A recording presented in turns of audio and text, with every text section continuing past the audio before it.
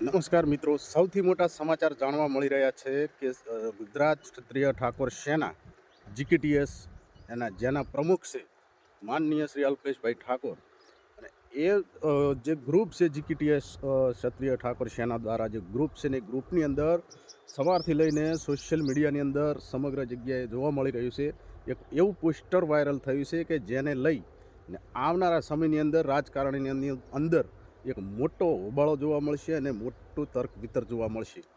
આની અંદર મિત્રો પોસ્ટરની અંદર એવું જણાવવામાં આવી રહ્યું છે કે આવનારા સમયની અંદર એટલે કે આવનારી 2027ની જે ચૂંટણી વિધાનસભા ચૂંટણી યોજાવાની છે એની અંદર શું ઠાકોર સમાજ પોતાની અલગ પાર્ટી બનાવી અને રાજકારણમાં ઉતરવાની કોશિશ કરવામાં આવશે. આવું પોસ્ટર વાયરલ થઈ રહ્યું છે અને આ પોસ્ટર ઉપર એવું પણ લખવામાં આવી રહ્યું છે કે ઠાકોર આવશે અને રાજ લાવશે. ક્ષત્રિય ઠાકોર સમાજના પ્રમુખ જે છે અલ્પેશભાઈ ઠાકોર, એમના જે જીકેટીએસ પ્રમુખ જે ગણાય છે અત્યારે, અને એમના દ્વારા આ જે આખું ગ્રુપની રચના કરવામાં આવી હતી, ઠાકોર સમાજની એકતા કરવામાં આવી હતી, આખા ક્ષત્રિય સમાજની એકતા કરવામાં આવી હતી. જ્યારે એ સમય હતો 2015નો. 2015થી લઈને અલ્પેશ ઠાકોરે ગામડે ગામડે જઈને તમામ ક્ષત્રિય સમાજ ઠાકોર સમાજને એક કર્યા હતા, એકતા લાવવાની કોશિશ કરી હતી, શિક્ષણની વાતો કરી હતી, દારૂબંધીની વાતો કરી હતી. અને ત્યારે જ સમગ્ર ઠાકોર સમાજ તરફથી અલ્પેશભાઈ ઠાકોરને કહેવામાં આવી રહ્યું હતું કે આપણે અલગ જ પાર્ટી કરીને અલગ જ રીતે ચૂંટણી લડીએ અને અલગ સત્તામાં આવવાની કોશિશ કરીએ. ત્યારે ગ્રુપ તો બન્યું હતું, ટીમ પણ બની હતી ઠાકોર, જેને ટૂંકમાં જીકેટીએસ દ્વારા પ્રસ્થાપિત કરવામાં આવી હતી. અને એના આધારે આખા જીકેટીએસનું એક ગ્રુપ બનાવવામાં આવ્યું હતું. ઠેર ઠેર જગ્યાએથી લોકો પણ એમાં ઘણી બહોળી સંખ્યામાં ઠાકોર સમાજના લોકો પણ અંદર જોડાયા હતા. અને એના ભાગરૂપે જ્યારે અલ્પેશભાઈ ઠાકોરને પોતાની આગવી પાર્ટી બનાવવાની કોશિશ ના કરી અને સીધા એક કોંગ્રેસ સાથે જોડાઈ ગયા હતા. અને ત્યારે પણ સમગ્ર ઠાકોર સમાજ એમની સાથે ખડે પગે ઊભો રહ્યો હતો અને આજે પણ ખડે પગે ઊભો રહેલો જ છે. પરંતુ જ્યારે કોંગ્રેસની અંદર સૌપ્રથમ અલ્પેશભાઈ ઠાકોર જોડાયા અને રાધનપુર ખાતે જંગી બહુમતીથી અમને જીત પણ મળી હતી. એના બાદ જ્યારે ફરીવાર ચૂંટણી લડ્યા, હારી ગયા અને એના પછી ફરી પાછા ભારતીય જનતા પાર્ટી સાથે જોડાયા. અને ત્યારબાદ ભારતીય જનતા પાર્ટીમાં ગુજરાત ગાંધીનગરની અંદર દક્ષિણમાંથી એમને ધારાસભ્યની ટિકિટ મળી અને એમાં પણ એ જંગી બહુમતીથી જીત પણ મળી. અને અત્યારે વર્તમાન સમયની અંદર પોતે વિધાનસભાના ધારાસભ્ય છે, ગુજરાત ગાંધીનગર દક્ષિણના ધારાસભ્ય છે. પરંતુ અત્યારે જ્યારે ઠેર ઠેર જગ્યાએ, ઘણી બધી જગ્યાએ સરકાર તરફથી જ્યારે ઠાકોરોની અવગણના થઈ રહી છે, ક્ષત્રિય સમાજની અવગણના થઈ રહી છે, તો એવાની અંદર પાછળના એકાદ વર્ષથી બધી જ પાર્ટીના તમામ ઠાકોર સમાજના અગ્રણીઓ, નેતાઓ કેટલાક ઠેર ઠેર જગ્યાએ એક મંચ ઉપર જોવા મળી રહ્યા છે. જ્યારે ઠાકોર સમાજનું બંધારણ કરવામાં આવ્યું ત્યારે પણ એક મંચ ઉપર તમામ પાર્ટીના નેતાઓ પોતે સમાજ તરીકે, પાર્ટી તરીકે નહીં પણ સમાજ તરીકે એક મંચ ઉપર તમામ ભારતીય જનતા પાર્ટીના હોય, કોંગ્રેસ પાર્ટીના હોય કે કોઈ પણ પાર્ટીના હોય, તમામ નેતાઓ એક સાથે જોડાઈ રહ્યા હતા. અને ત્યારથી લઈ બીજી બાજુ ફરીવાર અલ્પેશભાઈ ઠાકોરે રામકથા ગાંધીનગર મેદાન ખાતે જ્યારે અડધી રાત્રે સમાજને ભેળો કર્યો અને ત્યારે પણ એ મંચ ઉપર તમામ કોંગ્રેસ પાર્ટીના નેતાઓ, ભારતીય જનતા પાર્ટી સાથે જોડાયેલા ઠાકોર સમાજના નેતાઓ, તમામ નેતાઓ જ્યારે એક મંચ ઉપર આવી રહ્યા હતા. અને ત્યારથી જ એવું લાગી રહ્યું હતું કે આવનારા સમયની અંદર કંઈક મોટું પરિવર્તન આવશે. અને એ વાતને લઈને આજે એક પોસ્ટર વાયરલ જોવા મળ્યું છે કે હવે વોટ બેંક નહીં પણ સત્તા જોઈએ, માન જોઈએ, સન્માન જોઈએ. આ પોસ્ટરની અંદર આવું લખેલું છે.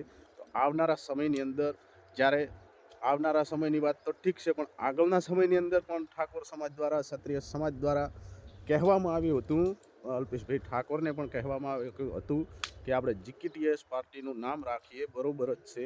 અને આ પાર્ટી રાખીને એક અલગ જ પ્રકારની ચૂંટણીની અંદર આપણે આ પાર્ટીને રજૂઆત કરીએ અને આ અલગ પાર્ટી બનાવી અને રાજકારણ કરીએ અને ચૂંટણી લડીએ. જેવી રીતે આપણે જોયું મિત્રો કે તામિલનાડુની અંદર પાછળના લગભગ 6 મહિનાની અંદર મિત્રો પાર્ટી બનાવી ટીવીકે. એના રચયિતા વિજય થલપાટી, જે પોતે સાઉથ તામિલ પિક્ચરના એક્ટર પણ છે, અભિનેતા છે. આ વ્યક્તિએ જ્યારે ફિલ્મ કેરિયરમાંથી નીકળી અને સીધા રાજકારણની અંદર એન્ટ્રી કરી અને કોઈ પણ પાર્ટી સાથે સંકળાયા વગર ગઠબંધન કર્યા વગર પોતાની એક આગવી પાર્ટી બનાવી ટીવીકે, જે આપણે પાછળના લગભગ આજે અને એક 15-20 દિવસ જેટલો સમય થયો છે, જ્યાં આગળ ઇલેક્શન થયા, 5 રાજ્યોના ઇલેક્શન થયું.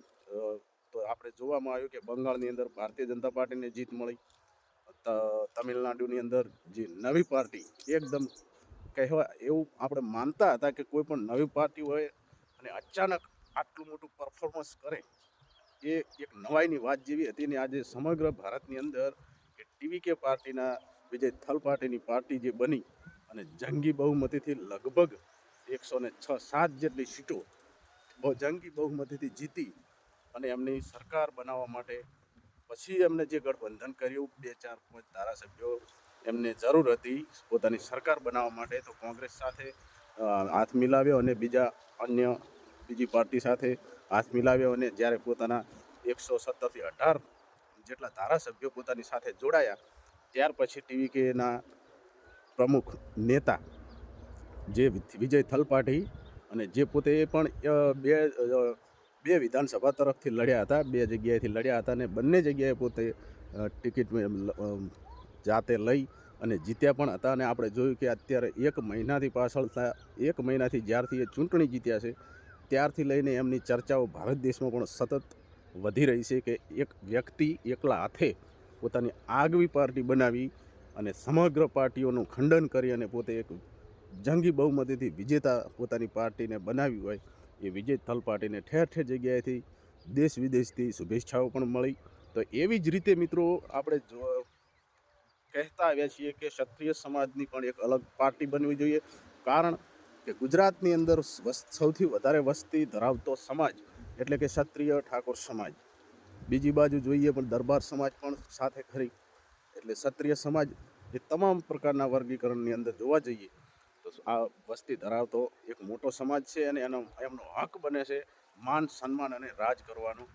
તો એવી જ રીતે જ્યારથી પાછળના 1 વર્ષથી જોતા આવ્યા છીએ કે ક્ષત્રિય સમાજની અંદર આ ભાજપ સરકાર દ્વારા ઠેર ઠેર જગ્યાએ ભાગલા પડાવવાની રાજનીતિ કરી અને એ વાતને લઈ આજ સુધી કોઈ પણ જગ્યાએ ના ક્ષત્રિય સમાજના કોઈ એવા નેતાને આગળ કર્યો કે કોઈ પણ જગ્યાએ એનું સન્માન કરવામાં આવ્યું નહીં. અને ઠેર ઠેર જગ્યાએ જોવા મળી રહ્યું હતું કે ક્ષત્રિય સમાજની અવગણના થઈ રહી હતી. ભાગલા પાડવાની જે એમની યોજનાઓ એ પણ એમાં સફળ થઈ રહ્યા હતા ભારતીય જનતા પાર્ટી તરફથી. ટૂંક સમય પહેલાં જોયું હતું કે ક્ષત્રિય સમાજની એક નાનકડી મિટિંગનું આયોજન કરવામાં આવવાનું હતું, છતાં પણ એ ભારતીય જનતા પાર્ટી દ્વારા એ ક્ષત્રિય સમાજને જે ભેગા થવાના હતા, મિટિંગ કરવાની હતી, એ પણ થવા દીધી ન હતી. અને એના ભાગરૂપે જ્યારે ક્ષત્રિય સમાજ નારાજ પણ થયા હતા, આના ભાગરૂપે મિત્રો આજે એક પોસ્ટર એ વાયરલ થયું છે, જે સૌથી ઝડપથી વાયરલ થઈ રહ્યું છે અને એની અંદર એવું લખવામાં આવી રહ્યું છે કે જ્યારથી પણ ઠાકોર સમાજના ક્ષત્રિય સમાજના નેતાઓ એક સાથે મળી એક મંચ ઉપર ભેગા થઈ રહ્યા અથવા તો કંઈક નવા જૂનીનું થવાનું છે ને એવું જ આવનારી ચૂંટણીની અંદર આવવાનું છે. આપણને જોવા પણ મળવાનું છે કે જીકેટીએસ પાર્ટી એક અલગ પાર્ટી તરીકે ચૂંટણી લડવા જઈ રહી છે. એ આજે આ પોસ્ટર દ્વારા આપણને જાણવા પણ મળી રહ્યું છે. તો આપણે પણ સાથે જોડાઈશું. જેટલે કદાચ જો ક્ષત્રિય સમાજની પાર્ટી જીકેટીએસ પાર્ટી એક આગવી ઓળખ ઊભી કરે અને આગવી રીતે ચૂંટણી લડશે તો ક્ષત્રિય સમાજ ચોક્કસથી એમાં પૂરેપૂરો ભરપૂર સાથ અને સહકાર આપવા બંધાયેલો છે. ક્ષત્રિય સમાજને હવે ગુલામ નહીં, વોટ બેંક નહીં, પણ સત્તા અને માન મર્યાદા મોભો જોઈએ છે. આવું આ પોસ્ટર દ્વારા જાહેર થયું છે અને પોસ્ટરની અંદર આવું લખાણ લખવામાં આવ્યું છે અને આપણે જ્યારે એ જોવા પણ મળ્યું છે એના આધારે આજે આ વાત કરી રહ્યો છું. તો આવનારા સમયની અંદર જોઈએ કે શું બને છે ઘટના, શું આ જીકેટીએસ પાર્ટી અલગ તરીકે ચૂંટણી લડવાની કોશિશ કરશે કે નહીં કરે. આવનારી 2027ની ચૂંટણી, જેને કદાચ 1 કે 1.5 વર્ષ જેટલો સમય બાકી છે અને જે વિધાનસભાની ચૂંટણી યોજાવાની છે એની અંદર કદાચ જીકેટીએસ પાર્ટી આગવી પાર્ટી તરીકે ચૂંટણી લડી શકે છે. કારણ એવું છે કે તમિલનાડુની અંદર જોવા મળ્યું કે ટીવીકે પાર્ટી એક નવી જ પાર્ટી, લગભગ પાર્ટી રચના થયાને 6 મહિના જેટલો સમય થયો હશે અને એની અંદર એને ભરપૂર જંગી બહુમતીથી વિજય પણ એ પાર્ટીને મળ્યો અને વિજય બનાવનાર વિજય થલપાતે આજે તામિલનાડુના મુખ્યમંત્રી પદ પણ સંભાળી લીધું છે અને એના જ વિચારધારા પ્રમાણે એ જ પરિસ્થિતિ જે થઈ તામિલનાડુની અંદર અને એના જ કારણે આજે આ પોસ્ટર વાયરલ થઈ રહ્યું છે કે કદાચ 2015થી જ જીકેટીએસ પાર્ટીને આગવી ચૂંટણી લડી લીધી હોત તો અત્યારે કંઈક રાજકારણમાં કંઈક અલગ જોવા મળતું હોત, પરંતુ હજુ પણ સમય છે કે સાથે મળી ક્ષત્રિય સમાજ એક થઈ અને આ જીકેટીએસ પાર્ટી અલગ બનાવી અને આની અંદર અલગ રીતે ચૂંટણી લડે તો જ સત્તા અને માન મર્યાદા મળશે. તો અમુક એવી કોમેન્ટો આવી રહી છે કે આ કોંગ્રેસના વોટ તોડવા માટેનું એક ષડયંત્ર રચવામાં આવી રહ્યું છે ભારતીય જનતા પાર્ટી દ્વારા, પરંતુ હજુ આ કોઈ સ્પષ્ટ એવું થયું નથી. આવનારા સમયની અંદર હજુ કોઈ નેતાજી પણ બોલ્યા નથી, ફક્ત પોસ્ટર જ વાયરલ થયું છે સોશિયલ મીડિયાની અંદર. તો એ પોસ્ટરને આગળના સમયની અંદર સાચું સાબિત થશે કે નહીં થાય એની કોઈ હજુ પૂરતી પુષ્ટિ થઈ નથી. આવનારા સમયની અંદર એટલે કે થોડાક જ દિવસોની અંદર એ પોસ્ટરને લઈ અલ્પેશ ઠાકોર, જ્ઞાનીબેન ઠાકોર કે કોઈ પણ ઠાકોર સમાજના કોઈ પણ પાર્ટીના નેતાઓ હશે એની શું પ્રતિક્રિયા આપે છે એ પણ જોવાનું બાકી છે. તો મળીએ આવનારા અપડેટની અંદર નવા વિડીયોમાં નવા મુદ્દા સાથે. રજા આપશો. ધન્યવાદ.